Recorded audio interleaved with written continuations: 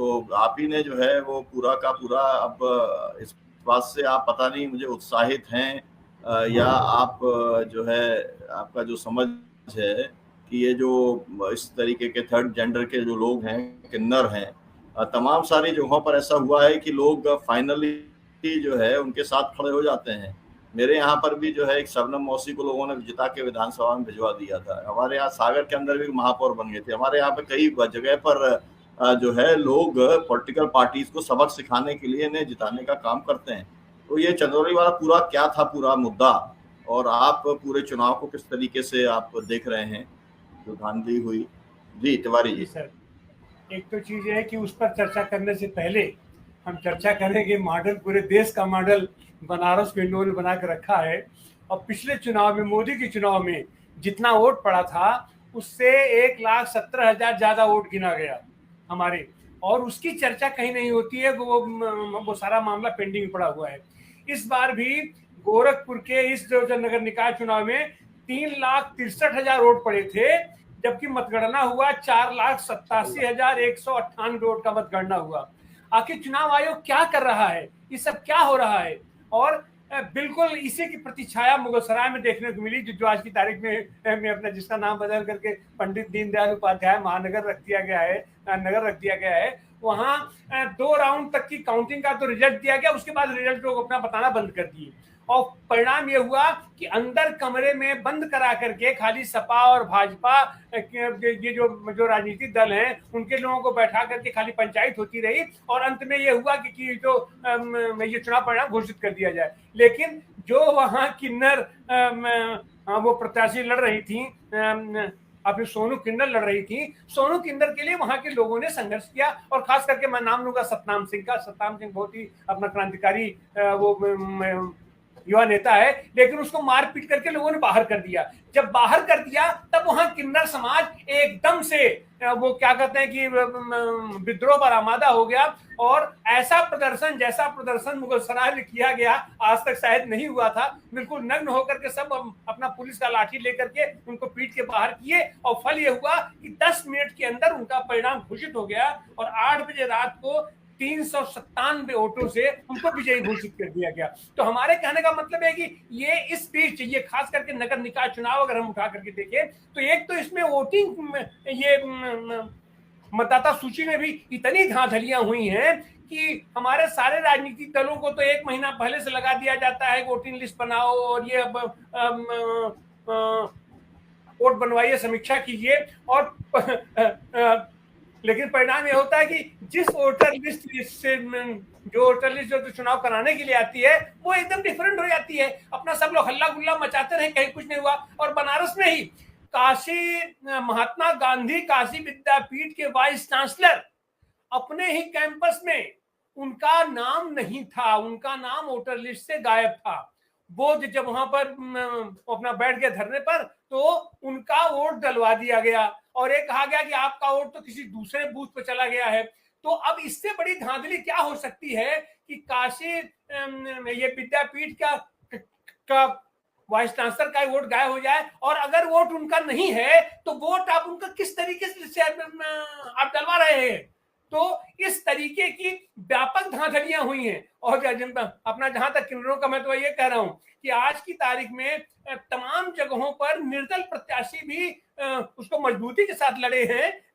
तो कहीं न कहीं से राजनीतिक दलों को भी यह बात सोचना चाहिए कि आखिर उनके ये कैंडिडेट चुनाव में या अपना जो भी जैसा होता है, आखिर क्या कारण होता है कि राजनीतिक दलों को नकार करके और जो निर्दल लोगों को इस तरीके से उनकी लोकप्रियता बनाई जाती है। तो इन सारे चीजों को सामंजस्य बैठाने की जरूरत है, और उसमें भी तमाम अपने ही दलों के लोग अपना विद्रोह कर जाया करते हैं। और मैं बताऊं, बनारस में एक एक मकान ऐसे, कई मकान ऐसे हैं जिस पर कि रहने के लिए तो उसमें एक एक कमरे का अपना मकान है, और उसमें 250, 300 वोट है। तमाम हमारे अम्मट है जिसमें 700, 800 वोट है। और आप वहां चले जाइए तो हमारे रहने के लिए 8-10 लोगों से ज्यादा आपको नहीं मिलेगा, लेकिन शुरुआती दौर में ही वो सारे वोट पड़ जाते हैं। तो इस तरीके से यह व्यापक धांधली है, और बनारस में जो लोकप्रियता दिखाई जाती है, मोदी जी की इतनी लोकप्रियता है और इतना हो जाता है, अगर इतनी लोकप्रियता है तो आपको इतना धांधली करने की जरूरत क्या पड़ जाती है। और हमारे सारे राजनीतिक दल के लोग जुटे रहते हैं, हम हमारे कार्यकर्ता, लेकिन अंतिम समय में बेचारे हतोत्साहित हो जाते हैं। अच्छा, ईवीएम मशीन के लिए पिछले विधानसभा में भी जैसे हुआ था, ये खास करके जिक्र करेंगे शहर दक्षिणी का, कि वहां पर तो हमारा कैंडिडेट जीता हुआ था, जीत गया था, लेकिन अंत में सबको मारपीट करके बाहर भगा दिया गया और उसको घोषित कर दिया गया। ईवीएम मशीन को वो पूरा बदला गया, उसका घेरा हुआ और उसका मुकदमा आज की तारीख तक हमारे कार्यकर्ता झेल रहे हैं।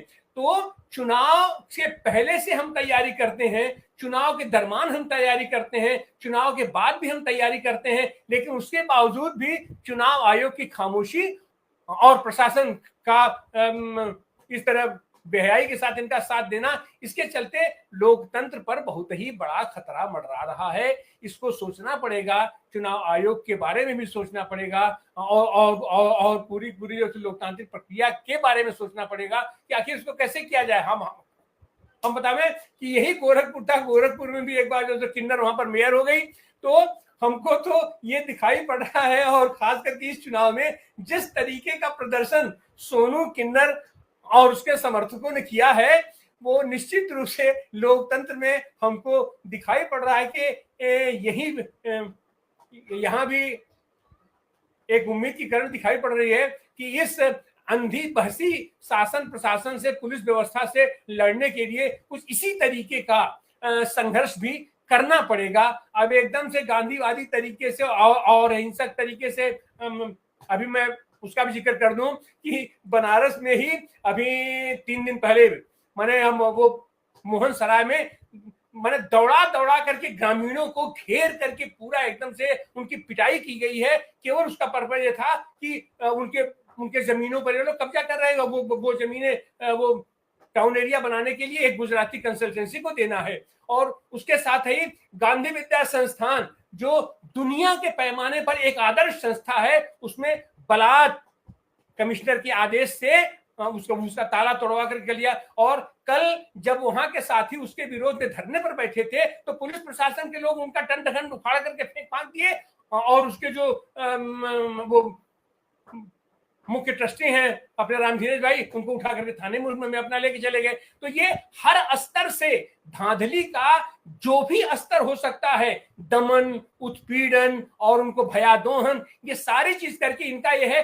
कि एन केन प्रकारेण हमको यह दिखाना है कि हमको जनता चुन रही है, जनता का हमें प्यार और जनता का हमें समर्थन मिल रहा है, जबकि ऐसा कुछ नहीं है। इन सारी चीजों के लिए सोचना पड़ेगा और चुनाव आयोग जिसकी जिम्मेदारी है कि उसको एक आदेश अपना चुनाव संपन्न कराए, लेकिन वो भी अपनी भूमिका का निर्वाह नहीं कर रहा है। इन सारे के बारे में जब तक अपना सोचा नहीं जाएगा तब तक ये इनका फर्जीवाड़ा और इनकी ढकोसली ये बना रहेगा और इससे लोकतंत्र मजबूत नहीं हो पाएगा।